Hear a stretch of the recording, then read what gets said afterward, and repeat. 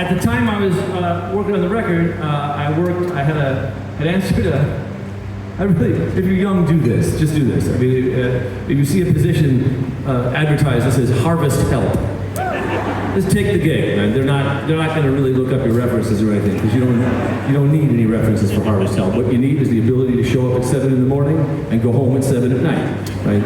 And what I did was get grain out of trucks into corn elevators and then into a big old flat building called a Morton building. If it's soybeans, you don't have to be as careful with them temperature-wise.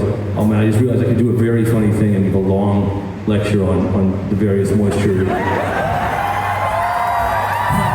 grain, right? But I can only do 2 grains. I would run out of grains after I got done with soybeans and corn. I don't know really much about barley or any of the other ones, because it was just corn and beans at the elevator where I was at a few blocks from my house in Colo. And before the harvest really kicks in, it's pretty slow. There's guys who come in from neighboring counties with, like, you know, they're in tractors. They're what you think of when you think farmer, right? But actually farming in the U.S. is a giant corporate concern with, like, you know, and once it gets busy, then there's guys in trucks rolling through the elevator all day long. It's incredibly sweaty work. But earlier on, there's long dead hours just sitting around waiting for somebody to come through with his trailer full of beans. So I would sit in the head house of the corn elevator working on lyrics, which is how the Coroner's Gambit got written. And this was one, I remember listening to like sports radio and getting an idea, because it was spring training for baseball, and there was a new team in Tampa.